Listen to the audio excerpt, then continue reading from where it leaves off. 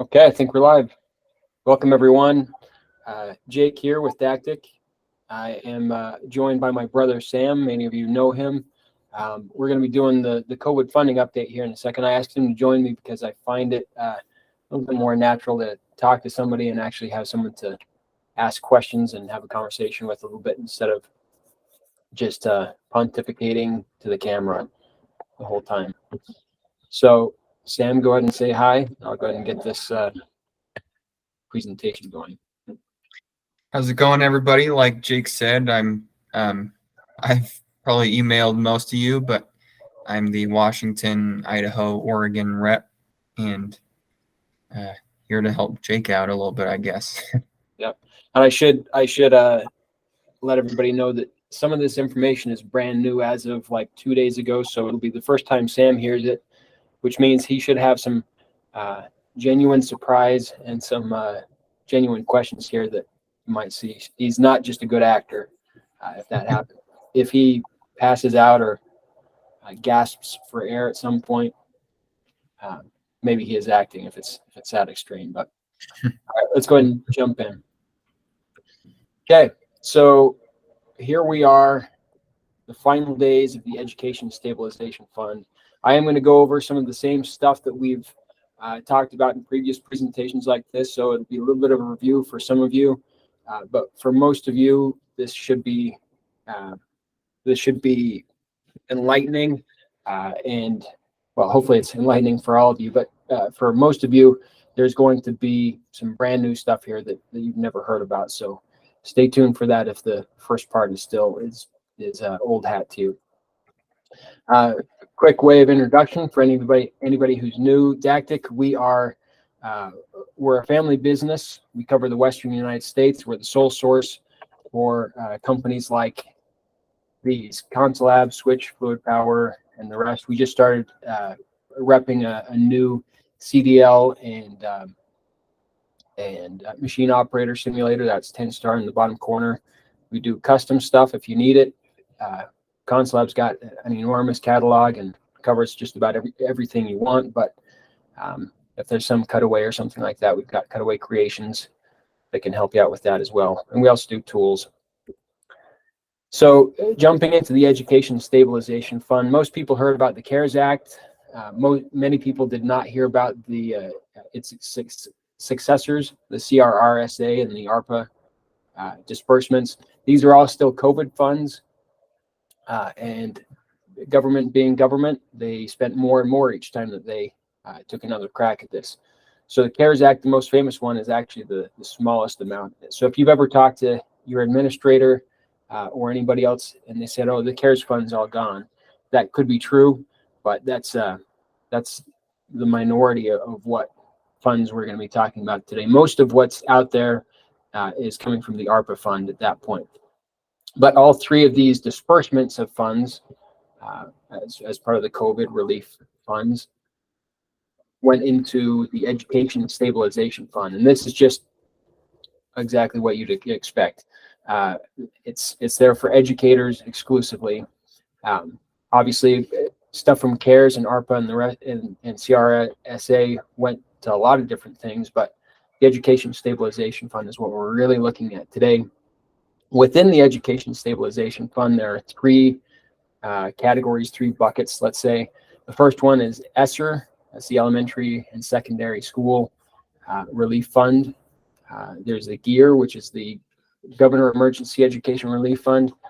And then there's the HERE, Higher Ed Emergency Relief Fund. So that's going to be post-secondary. The Governor Emergency Education Relief Fund is going to be for whatever the governor wants in terms of education. So it might go to charter schools or public schools, depending on your state and the priorities of your governor. There's also the EANS that you'll see here on this one. I need to add that to the other slide, but that is for private schools. They got a chunk as well. So altogether, the Education Stabilization Fund comes to $274.2 billion with a B dollars. That's a lot of money. About half of it was, almost exactly half of it, for the HERE fund. Excuse me. So You've got the post-secondary funds there, the HERE fund. Half of that $75 billion that was given to them went straight to students, but the rest is for the institution and some other things. So that's a lot of money on the table for schools to improve themselves and try and recuperate from the COVID-19 effects that we all felt. How much of that is left? How much of the $274 billion is left? Surprisingly, out west, there's still 38% of this. Now these were released just about as quick as they could get it out after COVID-19. Here we are, years later, and in the final days, like I said, of these funds, and yet there's still 38% of those billions left. This shocked me when I saw that. I mean, that's more than a third of the money has not been reported as spent, and that's kind of across the board here. Here's what it looks like in each state, and this is as of the last report, which was released March 31st.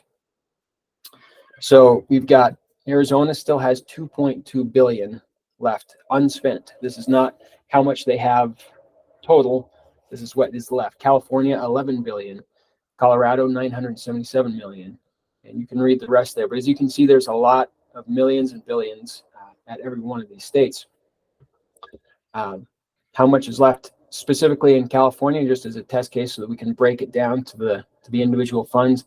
43% of the ESSER fund is still unspent. Now, I'll get into the dates in a moment, but they have until September of 2024 to spend the rest of these, but that's going to come upon us really quick here. So we need to get some plans together and try and get some things moving here.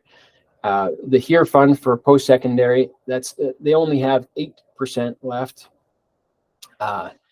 However, that's 8% of what they received originally. It's still $818 million in the state of California that's been distributed to colleges that's just waiting to be sent. 43%, that's 10.1 billion in the state of California alone for K-12 schools. You got that, Sam? Okay. Yep, I got that. Does that surprise you at all? Yes, I often feel like there's a decent amount of misinformation. I don't think it's really intentional, but I do hear a lot of customers saying that, nope, sorry, it's all spent up. And so the fact that there is this much left is kind of shocking, and it's in the millions and millions per state. Yeah. So I've looked at, I thought I had it in a slide here, but maybe I didn't. Anyway, there are some schools that legitimately have reported all of their money spent. With the ESSER fund, it would be nice if we could see. So the reporting site that we've been taking everybody through up to this point from the U.S. Department of Education, they've got a website completely dedicated to the Education Stabilization Fund. In the handout for this presentation, you'll have a link directly to that, or you can go to dactic.com/COVID, and that will give you, there will be a how-to that will go into how to get into this and look up your school or your school district and see what was distributed for colleges for the HERE fund. That is, those funds, you can actually see what has been spent, and depending on how they reported it, you can even see in some cases what it was spent on, kind of at a high level view. What you want to make sure you do when you dig in there is look at the institutional portion and what is left in there. At this point, because it's easy to give money to students, there's no real decision to make there, and half of the funds had to go directly to them. That half has already been handed out in every case that I've seen. So what you see left at any college when you look up this website is pretty much always the institutional portion, which can be used to improve the schools and programs. So go ahead. So correct me if I'm wrong, but for our K-12 watchers out there, if you are in a secondary ed or not in college of any type, then you will have to look up your school district. That's as specific as it gets. If you are in a university or community college, then you can look up your school specifically. But to those high school teachers that are watching, make sure to put in your district, because they might not have your actual high school in there. That's right. That's a good point. So, and again, even when you look that up, you're not going to be able to see how much was left, how much has been spent. You're only going to see what was distributed to your district, period. But like we were talking about back here, there's about a third. I think for the ESSER fund, it was about a third, depending on the state. In California, they still have 43% unspent.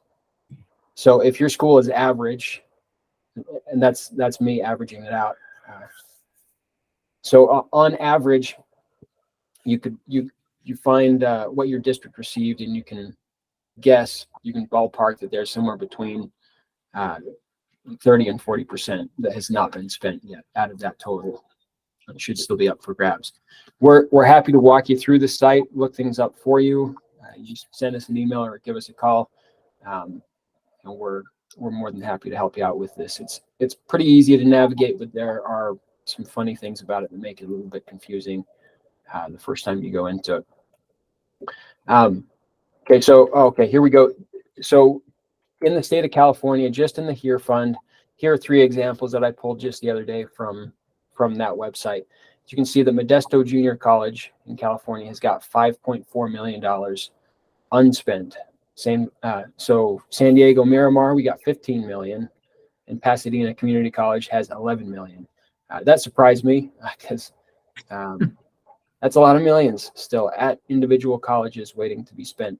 Now, one thing to keep in mind here, this is what has been reported as of March 31st. We are at the time of year where a lot of things are being ordered and delivered. Money is being spent in a hurry right before the June 30 deadline. So the reality may be that more of this has been spent in the last month than in your typical April that it might have been. But still, you could take some pretty big bites out of those pies and still have a lot left over. So do you know if there are any rules or what the rules are to this money? Are schools able to use it to build buildings or increase the teacher's salary or hire more teachers, or is this specifically for COVID fallout and helping to kind of change the classroom a little bit? Good question. So a little bit of a lot of things. So administrators cannot give themselves bonuses out of this. They can't go on a Caribbean cruise with this money. There are regulations designed to make it difficult, let's say, to use it for any sort of brick and mortar improvement. But it is acceptable in some cases, these funds have been approved to be used, if I'm not mistaken, to keep personnel. If the program was going to shut down, if they lost somebody and that person needed more money, or if they had to, float some expenses somehow as a part of that to keep things going, it could have been used for that. But yeah, these funds are to be used. We'll get into the specifics in a minute here, but they're meant primarily to mitigate the effects of COVID-19, which does not typically mean a big expansion into a new building, a new space, or something like that. Now, I know when you asking that, Sam, you've been part of conversations about this, so that was partially a rhetorical question, I assume. Does that jive? Is that the answer you were expecting? Yeah. I'm not sure if I've ever heard. I'm sure what you're saying is true. I have not personally heard of a school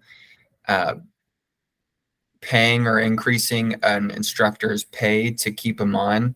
Mm-hmm. So I would imagine that's pretty rare Mm-hmm.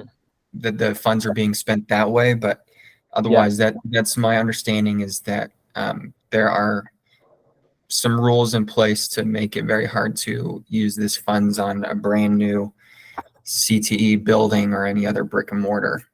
Yeah, I've only heard of one or two instances, and I can't remember the exact circumstances, but it was one of those things where I think they lost an instructor because he was unwilling to get vaccinated, and so they had to hire someone with new funds.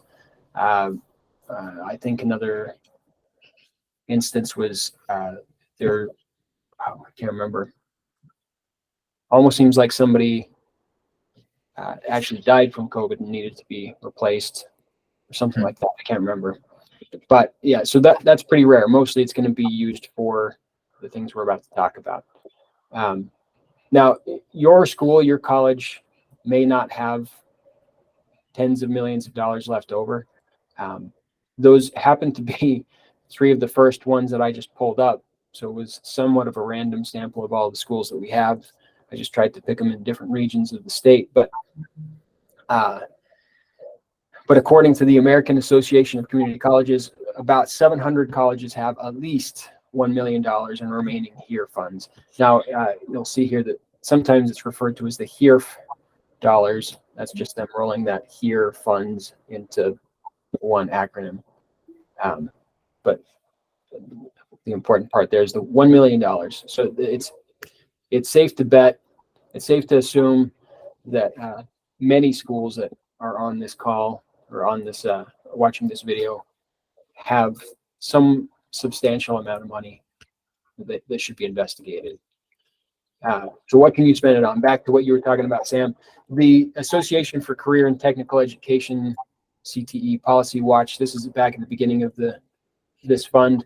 They reported anything that you could spend Perkins dollars, anything that you could use Perkins dollars for, you can use COVID dollars for. So that's pretty wide open. That's everything in our catalog, obviously, fits in that category. But that begs the question, if you can use Perkins funds and COVID dollars for the same things, what's the strategy of how would you divide that up? We recommend that the quick ship purchases are done with your Perkins dollars. So that's going to be any tools or shop equipment that's just ready to go on the shelf in inventory in some warehouse, something like that needs to just be shipped out fast, or any sort of e-learning that you want to get that's deliverable by somebody flipping a switch on their computer for you. The reason for that is because we're seeing a lot of extended lead times on built-to-order purchases. We're seeing extended lead times for everything these days. I've heard of people waiting a year for a couch that they ordered because of the crazy supply chain stuff going on. But that is especially difficult when you're dealing with equipment from us and our competitors, frankly, that are building this training equipment to order. A lot of the components have become unusually difficult to source, and in some cases, products have had to be re-engineered to include other components made from other suppliers, which takes time. So COVID dollars, because they're up until this point anyway, there's been a lot of time left over to use those funds, and they weren't tied to a June 30 deadline previously. They were the best bet. There's still, if you're a K-12 school, you making a purchase right now with these dollars, you have until September of 2024 to take delivery on those. But anyway, I keep teasing the dates here, but that's the next section. So let's get into it. So when can you spend it? You need to spend it now. These are the last days of the fund. And these are our deadlines here. So the ESSER, K-12, they have an obligation deadline of September 30th of 2024. That means the funds have to be obligated. They don't necessarily have to have the items delivered to their school before September 30th. So they have a little bit more room to breathe there, but like I said, it's going to go by fast. The HERE spending deadline, so this is the spending deadline, not an obligation deadline, is June 30th of this year.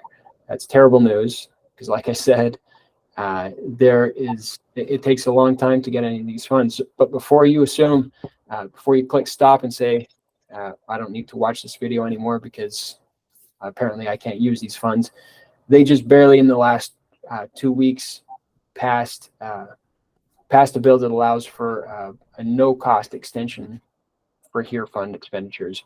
So last year there was an automatic extension. So every school that had HERE funds, they got another year to be able to spend them. This year, you have to actually apply for it. So, and we can help you with that.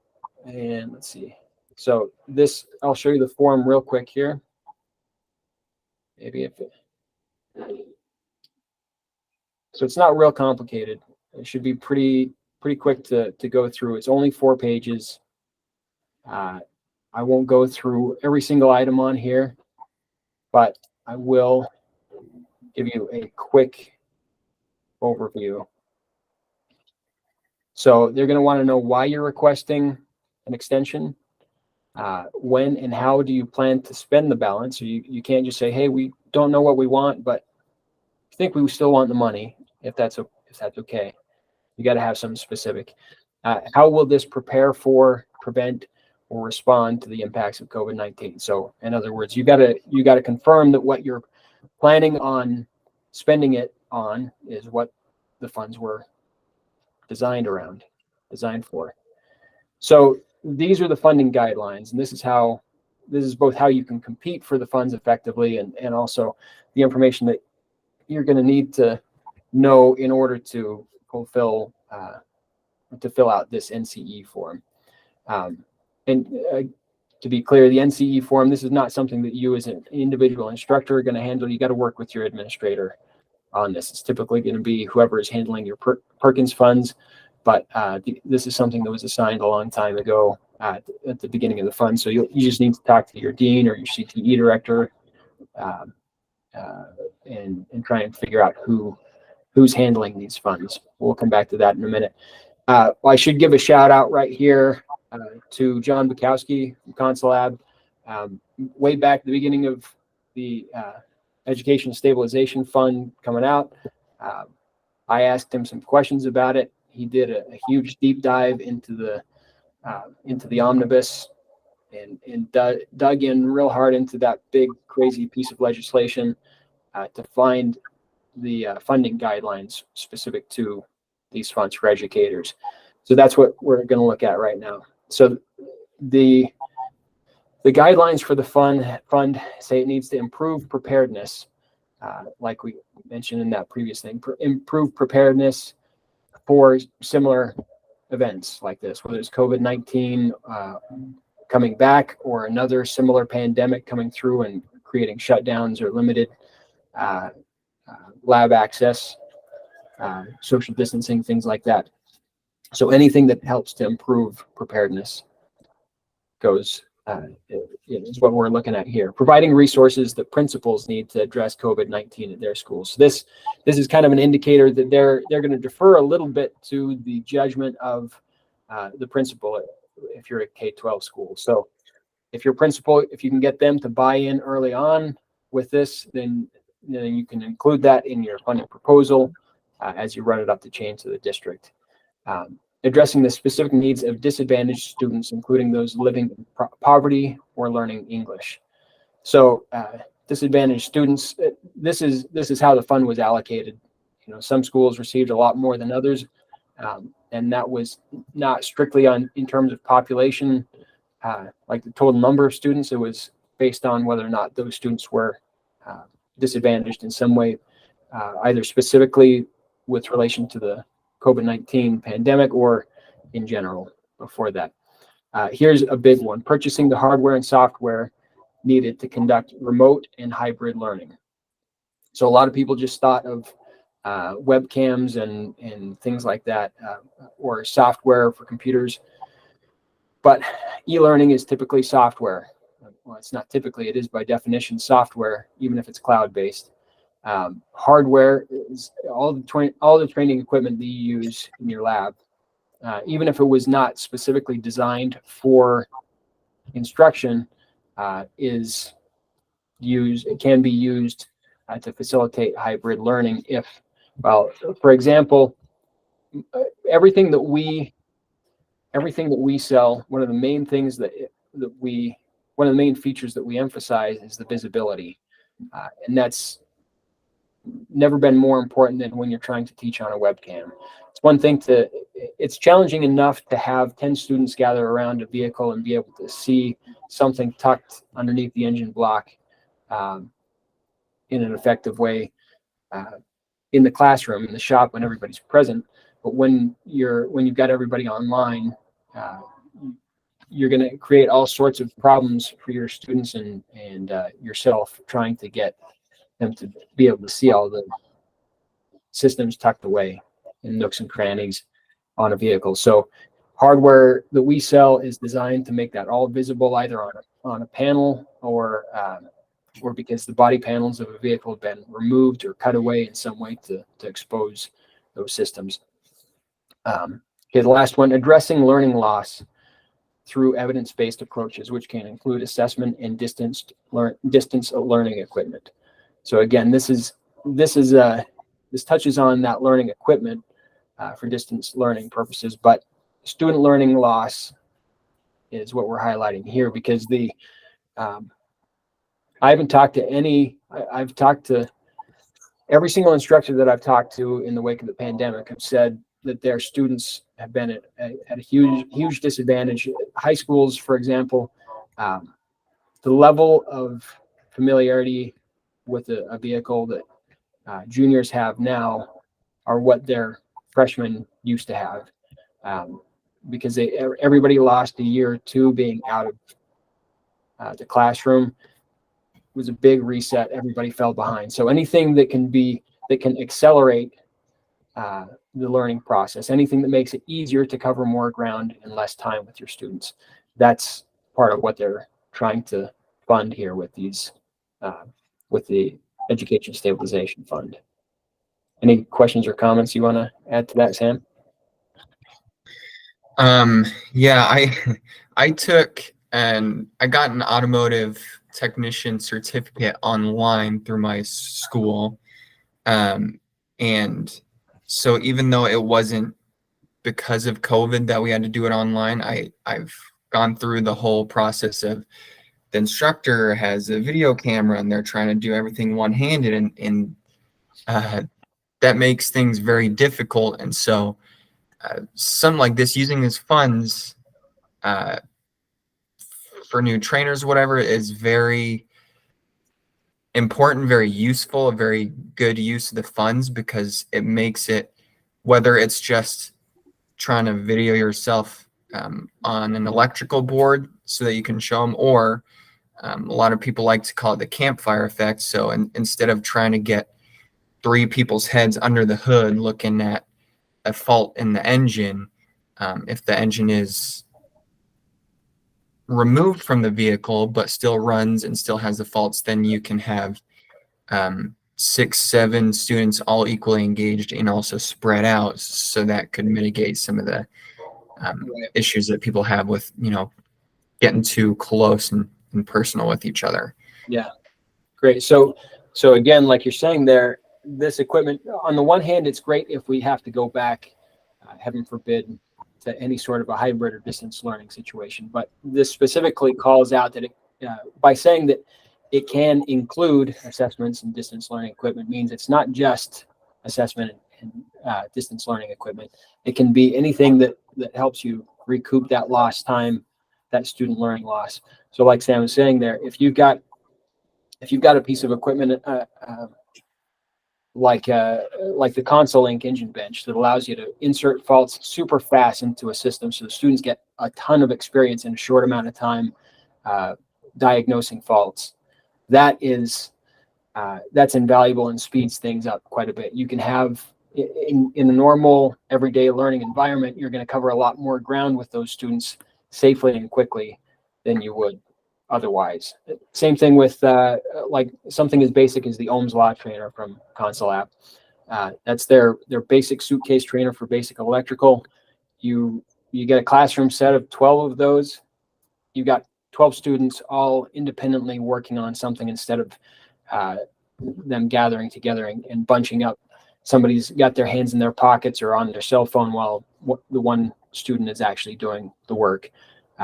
This is a great way for you to be able to get that equipment to compensate for that learning loss and to speed things up, and hopefully set a tone for your classroom moving forward, so that even once that learning loss is recuperated for that batch of students, the next batch is going to be all of that. They're going to have that more. They're going to have what's the word? They're going to have a greater advantage as a result of this. Okay, so how can you compete though? Because like I said, these funds, these last days here, these funds are going to be in hot demand, I think, and also just justifying. Maybe I have no idea whether or not there is a limit to how many schools can get an extension on these funds. So there's a possibility that you got to compete with that as well. One of the advocacy groups that I looked at said that they recommend requesting an extension as soon as possible. You have until June 20th of this year to request an extension, but they recommend doing it as soon as possible. And I can't help but think that that's because they might not do it for everybody. So how can you compete? Number one, we got the didactic proposal support. We helped one school get over $250,000 in COVID funds to build a new EV program, EV and hybrid program. So we put together a proposal letter, and we've come a long ways in what we actually put together with that. Let me pull up the most recent template that we're working off of. So you said that you've been successful getting like $250,000 of this ESSER funds through the proposal. Mm-hmm. I've worked on quite a few proposals myself, and just my 2 cents about it is the ones that have been successful in submitting these proposals and actually getting the money are the teachers that are persistent. Mm-hmm. Like I said, I'm sure most schools are not intentionally not giving you money. Uh-huh. I just know that there is a lot of misinformation, and the teachers that submit a proposal and say, here it is, give me some HERE funds, here's my wish list. And if the school comes back and says, sorry, we don't have HERE funds, and that teacher then goes, shoot, okay, well, I guess we don't have HERE funds, sorry, and gives up on the project, they often don't get money. Right. And obviously, we don't encourage you to really harass and annoy the purchasing department. But I have noticed the ones that get the money Mm-hmm. will go through a few options and track it down more than just send Right. one email and you got to know. So sorry, That's right. I must not have it. Yep, that's right. So there is that miscommunication, and I'll touch on some other possible scenario that might lead them to say there's no more funds in a minute. But that is, I think the other way of looking at this too is you got to play the long game here. Yes, there's a lot of COVID dollars out there. You may or may not be able to get them at your school. They may already be allocated, or there may be other higher priorities in the minds of your administrators. But the same process that you go through to try and get these COVID funds is the process that you need to go through to get any funds. So working with us on this, putting together a proposal like this, puts you in a position where you've got this in your back pocket, and for an entire year, since ConsLab honors pricing for an entire year, you can have this in your back pocket for any funds that become available, and you'll be better equipped to compete for whatever funding is around. So Sam put a lot of time into this. We worked together on a lot of it, but you can see it's quite extensive here. We're trying to give your administrators more than they ask for in terms of proposal here. So these start out with the letter of introduction from us and some details on the project scope. Then we have a section on the possible funding source. In this case, it's the HERE fund, and we detail why this equipment qualifies for those funds. And then we have a detailed breakdown of all the different equipment items. This is obviously a very, very large one. We've got the template here. It's all going to be organized based on ASE areas. That's, for some reason, these are heavy vehicle areas, though. For some reason, that's in the wrong template there. But anyway, you've got the individual products where we break down the specs of each one, and wherever possible, we're highlighting what makes this ideal for distance learning, or how it speeds up the learning process. So that gives you a good idea of what we're putting together. And we can do this actually quite quickly, because if we take, here we go. So the template, kind of the way that we approach this is we work with you to determine what products you actually need and want for your shop. And because we try and be a one-stop shop, we can source just about anything you need and work that into the proposal. And then you'll get a document at the end that you can tweak up if you really need something from one of our competitors. You could work that into the proposal if you wanted. So now the didactic after sales support, though, is something unique to what we can. We're not going to support our competitors' products, unfortunately, but the one of the things that we offer that makes it even easier for you to secure these funds is the Zoom Ready support package. And we talk a little bit about this in here. Let's see, the sole source letter, reference customers. But let me go back here. So the Zoom Ready support package, we're skipping ahead. We have a big library of videos that ConsulLab has put together. I can't remember how many hours, a lot of hours of best practices for distance learning. If you're stuck, we've got a big library of best practices and how-tos so that things go better for you this next go around, heaven forbid, than they did last time. Aside from that, we also, a part of what we're always doing as a company is supporting our customers ongoing to make sure that they're getting good use out of their products.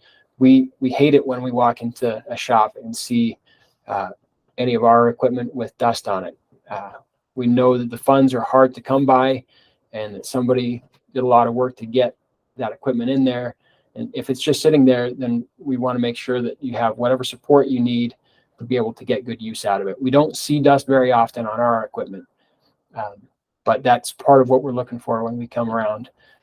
So when it comes to a situation where you have to go distanced, or you're teaching online, then we'll work with you to make sure that you've got what you need to succeed with this equipment online if it's not covered in one of those videos. So you got ongoing support and consulting from us with that. The other thing that I skipped over, the admin pitch or consultation. So in that example that I gave a second ago where we got $250,000, the conversation started with an instructor. He was interested when I talked to him about the HERE fund, but he said, let's talk to, I said, let's talk to your department chair in that case. And so I got on the phone with him. We walked through what exactly the fund was, because he had never heard of it, and how this stuff aligned. And they got approval actually quite quickly. I also put together a proposal letter that they used as well. We talked a little bit about this already. A good way of approaching this is by focusing on something that's going to make your lab future-proof, and that these days especially means electrified stuff. If you haven't watched it already, make sure you see the Tesla Model 3 training system unveiled that we had, what is EV601? Did I get that right? the EV601 from Consulab. They've taken the Model 3 with their partners over at All EV, and they've cut away everything so that you can safely see everything and how the power is flowing through the vehicle, through the drivetrain, and run it through all sorts of different scenarios and some diagnostic exercises and things like that. So something like that obviously fits within these guidelines. We already talked about how anything that makes stuff more visible is ideal. Another fantastic one to go with is the Switch EV Lab. So they've got this is if you haven't seen it, it's a rebuildable EV kit car. Looks kind of like a dune buggy. It's street legal. You can get it registered and drive it on the highway if you want. But it's a three-wheeler, and students build it over the course of the semester, tear it down, and the next class builds it after that. It comes with a complete curriculum that covers all the fundamentals of EV technology. And it also, so these are being used from the earliest stages of high school all the way up through colleges. There's lots of both categories. A lot of schools in both categories are using these. When you get into the upper end of things there, because it's kind of an open source platform, you can get into more advanced topics like tuning and programming that you wouldn't necessarily want to do with a production vehicle if you were to purchase a Tesla or a Cruise or whatever else. So not a Cruise, Bolt, Chevy Bolt. Yeah, I changed the name on me. Anyway, so if you haven't watched there's one of the other sessions on here is 3 ways to teach EV, and we break down the pros and cons of a variety of different approaches to teaching EV, and definitely recommend that. But in any case, because we're trying to make up for lost time, because we're trying to get ahead in a rapidly evolving industry, starting with we've got some predefined pathways, which are kind of like bundles of products that are going to take you from the fundamentals of electricity up through BEVs and advanced training. We've got an end-to-end package there, or a couple of them, and one for heavy vehicles as well. So you don't have to go shopping around for hours to try and figure out exactly what's best. We can start with that and then whittle it down to whatever is actually needed in your shop, and then align that with the funding guidelines. You want to add anything to that, Sam? I guess the only thing I have to add to that is obviously the first step in the electrified and future-proof pathways is kind of like you said, Ohm's law, basic DC circuits, and kind of growing on that. And then if you're one of those programs that goes into actual electric vehicles, both Consulab and Switch have done a lot of work on their vehicles to reduce or eliminate the high voltage in the car, making it a lot safer to work versus just buying a Tesla or just buying a Chevy Bolt. And so that is kind of the name of the game, is, building from the bottom and going up, but then making sure that when you do take that step into electric vehicle, that it is the safest way possible. Or I'm not sure there's anything that is actual student proof, but it is student resistant. Yeah, the guys at Consulab, I don't know if this is a Dick Krieger original or somebody else there, but they said if you give a classroom full of students an anvil and a rubber mallet, they'll find some way to break the anvil with that rubber mallet. So yeah, nothing is student proof, but everything has been very meticulously thought through for safety and durability with these products, for sure. So, which is important, especially if you have to social distance, and that's something we point out in the funding proposal, is that if you were to spread out in a shop and students are working independently, you want to make sure they're doing that safely, especially if you're doing it on an EV with a high voltage system. So anyway, just real quick on here, that we always get asked, so what's the first step? What's the first thing that we need to do here? The first step is to come up with your plan. What's your wish list? Talk to us, go onto the website, and start browsing around. There's this is just our homepage, dactic.com. If you click on learn more, you can refresh instead of going through this entire presentation. We've broken it up into at least some of the main stuff into some bite-sized chunks here. So you look up your fund on that reporting site. We've got a video here that shows you exactly how to find your school and what's left. And then you want to build a wish list. So that's as simple as just coming in here and searching for, let's say, electrical. This is going to bring up all sorts of electrical products that you can teach with. Because we also do stuff beyond automotive, you're going to see some other things mingled in there. But this connector trainer, the brand new trainer from Consulab, is going to be in here. We got an ADOS trainer that should be here at the top of the list somewhere. Maybe I don't have that tag correctly. But super easy to get pricing on stuff from us. All you got to do is click that little add to quote button on anything that piques your interest. And let's get the evap on there. And then right up here at the top, you click on your quote. It's going to give you a really short form right here. And if you leave this button that says request help with funding checked, it's going to let us know that you're looking for help with the HERE fund. You can add whatever notes you want and just click submit quote request, and we should have it for you within 24 hours, usually within just a few hours. So unless we're on the road or something like that. So the other thing with those pathways, if you don't want to go shopping around and clicking on a whole bunch of things, if you just go pathway, if you search for that, you'll see our electrified pathway, future proof for heavy vehicle, and for auto tech. So if I were to go with the electrified package, for example, there's one for K-12 and one for post-secondary. I click add to quote, and that's going to add all of these products right here into my quote request. So you don't have to go try and figure out what's best. You can just say, just give me everything in this category, and a couple clicks, and we'll get you a quote, and then fine tune it as needed. Anything you want to add to that, Sam?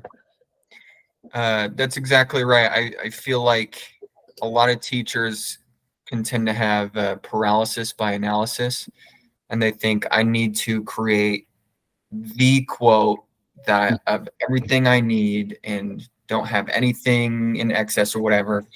But what's often helpful is kind of aiming for the moon, and then they say, okay, well, we don't have that much money, and then through that you can kind of scale back. And so I think these pathways are brilliant because that is just a good way to quote a bunch of things that go towards your goal at the same time. And then if they say, well, we can't buy all of it, and then we can consult with you and kind of scale it back as needed. Yeah, and I should note that so oftentimes when I've given this presentation, people say, what does it cost for us to have you do this, to have us help you, or to have our help preparing a funding proposal? My answer to that is I have a master's degree in creative writing. That's why I'm a salesman, because I can't make a living as a creative writer, but I'm in constant search of opportunities to prove to my wife that was not wasted money and wasted years there. So I'm looking for an opportunity to do that. I will write for food, let's say, as a creative writer. So so there's that. And the other side of it too is that we the only way that we make money off of this is if we serve your program, if we add value to your program. So what we're trying to do here is give you what you need to unlock those funds. And if you purchase stuff from us, then it comes back around to us. That's what we're aiming for with this. So costs you nothing. The price, or the quotes are good for an entire year. So if you do it once for this, you're good to go for an entire year. So there's no reason to put it off. Now let's get into, what if they say it's all spent? Speaking of my wife, she's calling me right there. It's my son's birthday party. I think I might be late for. Anyway, let's say they say it's all spent. This is probably how you're going to feel right there. A little angry. You're going to feel like a wolf ready to tear somebody to shreds. But I want to reverse the paradigm here a little bit, because from day one, let's say that you were your admin. You're the person who the federal government came and said, here is $30 million, spend it wisely. And we're going to take a close look and make sure that you do spend it wisely, or else you're in trouble. You are going to be awfully careful about who you tell about those funds. You're not going to walk down the hallway shouting to all the instructors, hey, good news, everyone. If you wanted anything ever, we have money for it now. Come and tell me what you want. Let's get your wish list together. They're not going to do that, because they're going to feel like a three-legged cat surrounded by a pack of wolves like this. So strictly from a self-preservation standpoint, I think a lot of these administrators have either been closed-lipped, or if you let's say you looked up the funds and you saw what was left at your school, and you went to them and said, hey, it looks like we still have $10 million left over. How is that being spent? If you go to them, they still may say it's all been allocated. We've got plans for that.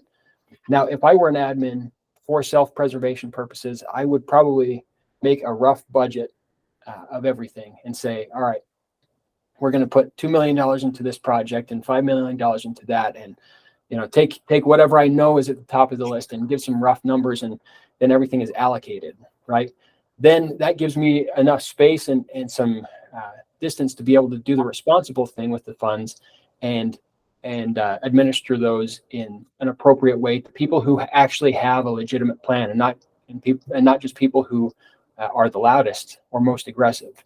So that's what we're trying to prepare you for here, is to be able to not be the loudest and most aggressive, but be the most well thought out and well educated and persistent, responsible people, coming with a real plan that has a real valuable long-term impact that aligns with these funding guidelines. That's what we're trying to achieve here with all of this. So with that in mind, if they say it's all been spent, we've done all this work, we went and you've prepared your wish list, we've gone through and prepared a proposal for you, you take it to them and they say, I understand there's this amount left. They say, nope, that's not true. We don't have any money left. This is the way I would approach that. I'd say, are you sure that's up to date? I looked on the Department of Education's reporting site, and it looks like we have 10 million unspent in the HERE fund. I've prepared a funding proposal I'd like to submit. Who's handling the requests for that fund? That's kind of the approach that I would take with this. You're not attacking them. You're not accusing them of using the money to go to the Bahamas or to pad their own pockets in some other way. You're or even playing favorites. Don't go into there with a victim mentality. Go in there assuming that your administrator is trying to do their level best to administer these funds appropriately. When I look and see how much is still unspent, to me, that speaks to how cautious and how responsible these administrators are trying to be. Maybe they've erred on the side of caution in some cases, but that's not for me to say, because the shoe's not on the other foot there. So this is the kind of tact that I'd recommend there. Do you want to add anything to that, Sam? No, that looks great so far. Okay. And again, we can help you with this. So we're happy to get on the phone and make the initial pitch or anything like that, whatever works best for you. So who should you talk to? The first people you should talk to is us, because we've got more information that we can go over with you. We can help you look things up. We can help you prepare your presentation and your proposal. The next up from that, the next people that need to be involved, you want your nearest administrators in the loop here. You need their buy-in. As we saw earlier, principals and deans, CTA directors, they are some of the gatekeepers for this thing. Ultimately, because these are federal funds, it's going to be in the hands of whoever typically handles federal funds, which is probably your Title I admin who handles your Perkins funds, though that may vary from school to school and state to state. They've given a lot of flexibility on that. So it may take some work to get to the right person. Like Sam said earlier, you got to be persistent. Don't just talk to one person and say, oh, they said it's all gone. We're done. That's it. Let's move on. You got to treat this a little bit like what's it called? An insurance claim. It's going to be an automatic no the first time you go in. Assume that that's the case. Don't be shocked by it. Don't get mad over it. Don't give up. Let us help you work through that process and talk to the right people, and we'll get you to the end of the line there. There's my contact information at the bottom there. This PowerPoint is posted on the Western Wheels website or webpage. I'm just going to show you that. Just it's a matter of housekeeping here, real quick. Okay, all right, we're in the right spot. Okay, so you go dactic.com/WWC 2023, which is probably where you've been this whole time. You got here. Handouts are right here. So you can see, got the presentation, the handout. Click here for the certificate if you want to get, if you need a certificate to prove you've done your hours. And teaching tools, this is going to be a link that will take you to the kinds of, to either a blog post or a product page that will, that either if a product appeared in that video or is somehow connected to that, that's what you're going to find there. That's it. This, and again, if you need any review and you don't want to suffer through this whole presentation all over again, just go to dactic.com/COVID and you'll get the little bite-sized pieces and some additional information and links and stuff like that. But the last thing on here is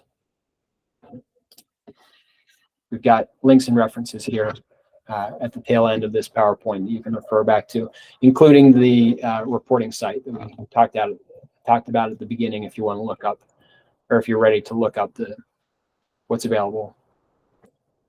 And that's it. Anything else, Sam? Just wanted to throw in a reminder to act fast because this money is drying up. We are at the tail end, and for these funds that are supposedly drying up this June, like you said, you can do an extension. You can extend it, but we need to get a plan soon, right? So that you can then at least give yourself a little bit more time to improve your program and get some of the necessary training materials that you need.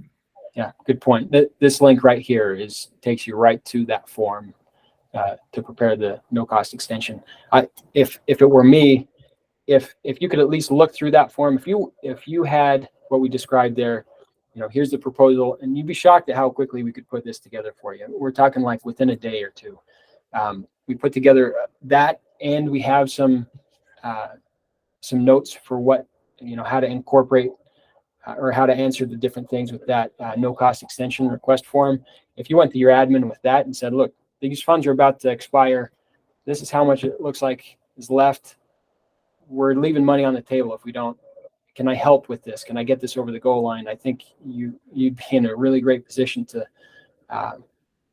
be able to build your program. They're going to see that you have a vision and you want to do what's best for your students, and they're going to move forward a lot faster with that if you're doing your share of the heavy lifting there. So anyway, that's more than enough from me. Thanks a lot for joining us, everyone. Thanks a lot, Sam, for keeping me honest here and for your input as well. Go ahead and reach out if you got any questions to either me, jclayson@dactic.com, or Sam is sclayson@dactic.com, or you can just do sales@dactic.com and that'll get to us as well. So anyway, thanks. Thank you, Jake.